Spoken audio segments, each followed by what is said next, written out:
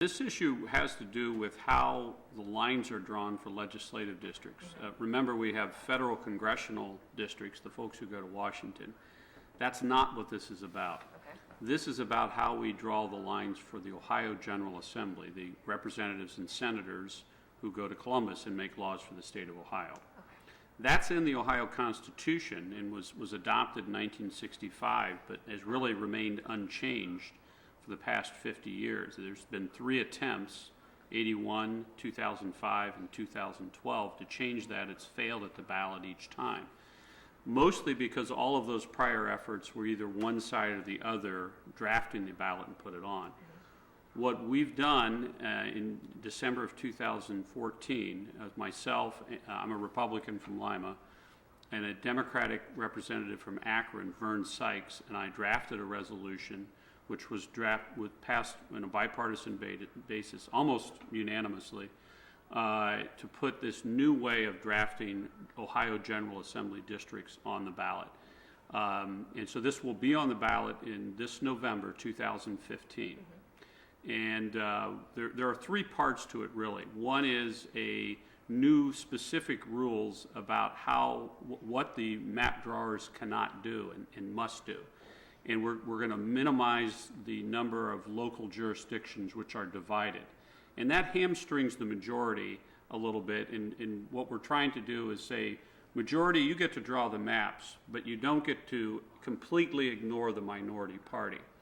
So I'll just keep going. Is that okay? Works for me. So there's new rules that are specific that weren't previously in the Constitution. The second part is that the new map must have at least 2 of the minority party members voting in favor of the map, and there'll be at least 2 on every apportionment board. There'll be a 7-member apportionment board. Those 2 members, if you don't get 2 minority votes, then the map only lasts for 4 years instead of the normal 10 years, which means you have to come back to the drawing board again 4 years later. And most legislators and other folks don't want to do that. It's confusion. They may get drawn out of their district. And the statewide officers who are on the board, who are the governor, the auditor, and the secretary of state, also have an incentive to make sure that we get a map that has minority buy-in. Now, we may not get there, but the majority and the minority really have a reason for working together and coming up with a joint map. The problem we're trying to solve is that every 10 years, when a new map is drawn, in this General Assembly process, the majority party can simply draw the maps to their own partisan advantage. And they can do whatever they want. And so when the Democrats were in charge in the 70s and the 80s, they drew the maps the way in the 90s, they drew the maps the way they wanted to. The Republicans in 2000 and 2010, they drew the maps the way they wanted to.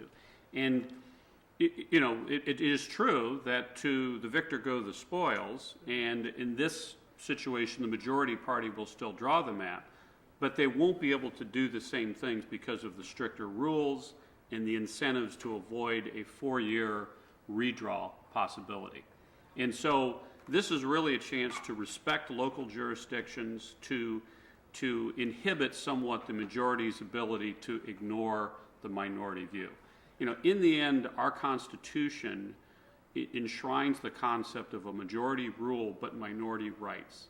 So we elect people who are in the majority and they make laws, but there are certain things the majority can't do. We have, in our Constitution, everyone has rights, and you can't legislate away the right to free speech, to free press, to religion, all of these things, which, of course, we're always constantly talking about.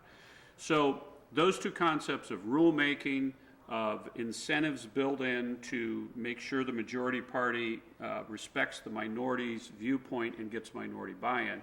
And then the third part is the transparency.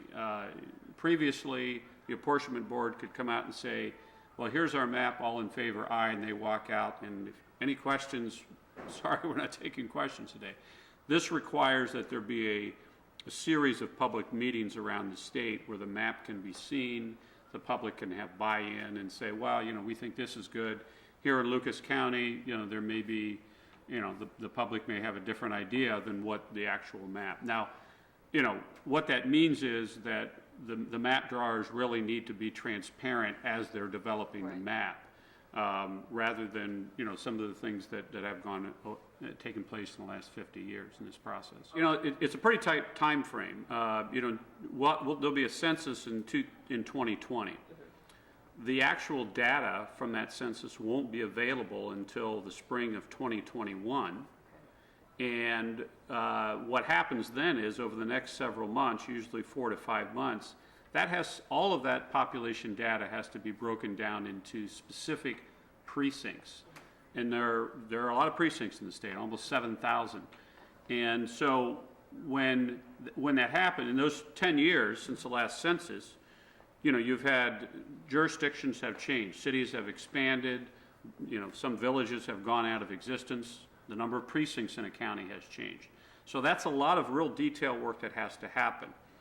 The map drawers get that, they come up with a map, they're going to again be showing that to the public, and so you need to have a map roughly by, you know, the end of October of 2021, because people are deciding whether they're going to vote and filing their petitions basically after the first of the year in 2022.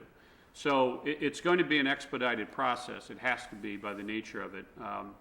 But I think you know, that's the other part, is this also has specific deadlines of when things have to happen.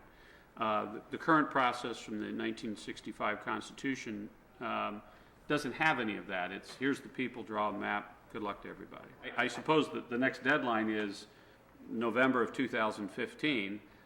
The people are going to decide, do we want to change this? And you know, one of the problems with this is it's a pretty complicated issue. If you read the resolution, when I read the resolution, even though I draft it, I look, yeah, I got to think about it again.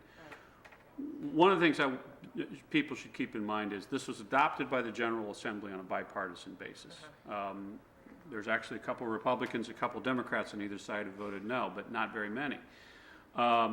The groups that are going to be supporting this, and we're going to be announcing those as the summer goes on and into the fall, it's going to be on a bipartisan basis. And so you may say, well, I'm a Democrat, I don't want to do what the Republicans want, and vice versa. Well, I think ultimately, as we begin to announce this, you're going to see support from all sides on this.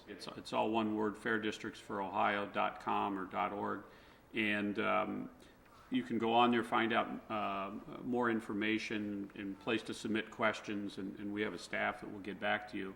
You know, one of the hard things about this is it's a little bit of an esoteric issue, which makes it difficult to get people to get interested in it. And I don't want people to simply vote no because which happens a lot, because it's not clear what it is. They don't understand it. Yeah, this is an important issue we've been fighting about, especially in the last 15 years. You know, in 2005, each side spent millions of dollars to try to change this. 2012, same thing.